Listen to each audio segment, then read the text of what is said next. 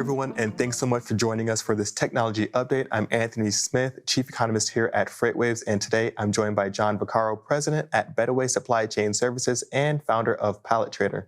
John, thanks so much for joining us today. Anthony, thanks for having me on again. So John, let's dive right into it. Tell us about PalletTrader, what it is, how it works, how was it reimagined, the process by which pallets were bought and sold in the past? Simply said, PalletTrader is the world's first online marketplace for buying and selling pallets. To break that down, what does it mean and why is it important?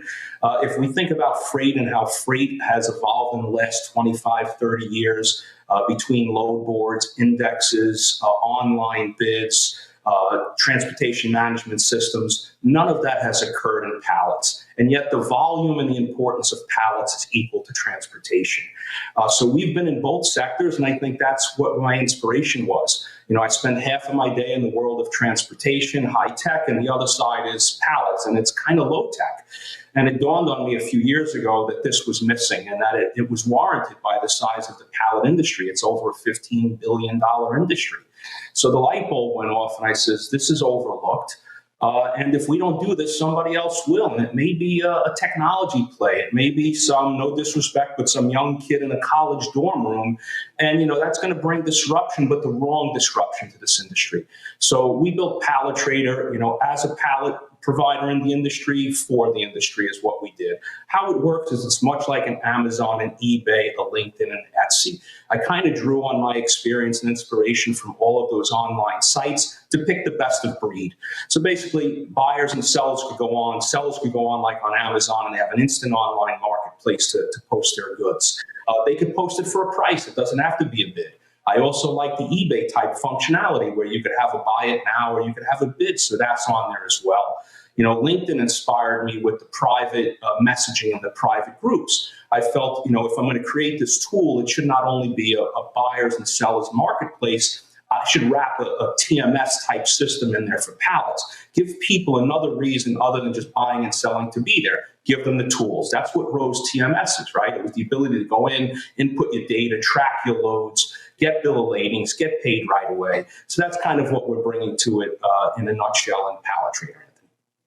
So, John, it sounds like you're really bringing this industry forward by quite a few decades. Is that right? I mean, looks like this industry and this segment was really kind of behind and really lacking. It sounds like this is really bringing a whole new light to the buying and sourcing process. That's exactly.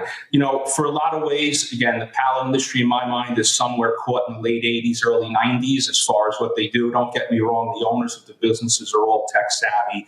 They have emails and all, but there's really been no focus on it as far as systems and processes, like the way that transportation did. And basically that was it.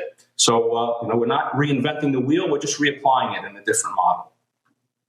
And John, when we're talking about pallets, can you talk about the commodity aspect to them and to the industry? I mean, we were talking about commodity in the sense of being able to interchange a good for that same good.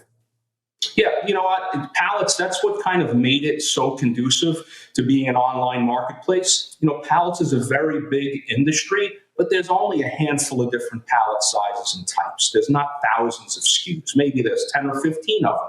And they're readily traded. A lot of them are common, and they're bought and sold. They're sold in different levels, on different grades, whether they're new, used, or broken. And especially during the pandemic, when, you know, it's just, we live in a supply and demand economy. I believe in that, and I believe that free markets prevail all over. So what did we see in the pandemic? All of a sudden, people who never paid attention to pallets, they had pallet issues. And they went and they scurried to get pallets. And what did that do? It elevated the price, like any typical marketplace. Now we're seeing it come down. So, you know, they act like a commodity, similar like freight, but there's been no really good, fair trading place for this to take place. So that's what PalletTrader is bringing to the market. So, John, you mentioned something there that definitely piqued my interest and got me excited, and that's just letting the free market prevail. And of course, as an economist, I need to know, what are the economics behind this? You know, how do you really look at making money at this and really being able to recoup your investment? Really great question. First, let me answer to recoup the investment. We really looked at PalletTrader as a long play. Clearly, there's economics. We wanted to make sure that we got an investment back. But we look at it as venture. We look at it as putting back and helping the pallet industry that helped us for the past 35 years put food on our table, doing it, giving it back.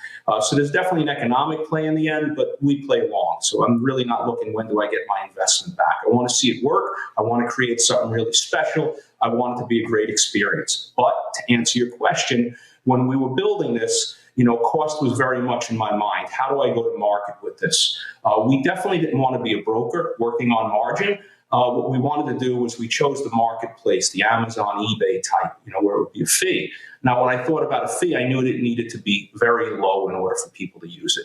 So the platform is a subscription-based service right now. We've waived subscription. It's free until I build critical mass. So it's going to stay free for at least a year in my mind. And it's 1.5% for the buyer, 1.5% for the seller. Plus, if they choose to use a credit card fee, it's the credit card fee. If they choose to use ACH, then it's only the 1.5% in the transaction. And that's it, Anthony. So at 1.5%, there's no reason for someone to say, why would I use this, or it's more money. A pallet, let's take $10 as a price for a pallet. I mean, it's 15 cents then to use the site, per pallet. So there's the economics on it. John, this is definitely an exciting time for PalletTrader. And when you're looking at how far you've come and what you're doing right now, what's been the biggest challenge as you've brought this platform to the market? The challenge was more exciting. It was from a simple idea of what we wanted to put together as a marketplace. It definitely grew in features and in scope as we went along. And it grew for the right reasons. We wanted to make sure that there was a great value proposition for users other than just a marketplace. We wanted to give them features and tools the same as they have in transportation management systems. So that put us out a little bit longer, but I think we built a really great system for it. It's going to provide excellent value for anyone that uses it. I think the second challenge will be a forever challenge, and that's building critical mass and building density. Like any marketplace, you need buyers and sellers, and we often spoke about the chicken and the egg. What do we do first? Do we solicit buyers or do we solicit sellers? You have to have sellers so when a buyer goes on, it's there. So right now we have several hundred sellers on there. We've got a large media campaign with digital billboards going up across the country. We're going to work on the buyers, and then we're also going to start building the sellers. So it's an evolving journey of building density, as you know, and that's the way any critical business works. And that's the mission we're on now. John, I'm excited to see the future of PalletTrader and continue to watch this company expand and all the growth that you're going to have. If people want to reach out to you, find out a little bit more about PalletTrader, how can they do that? PalletTrader.com, please. I'd love to hear from anybody that's interested in us. I'd love to hear from other companies or industries that want to partner with us some way. Just reach out. Our motto is we're open for business. Awesome, John. Thanks so much for your time today. And thank you all so much for tuning in. And we'll see you on the next update.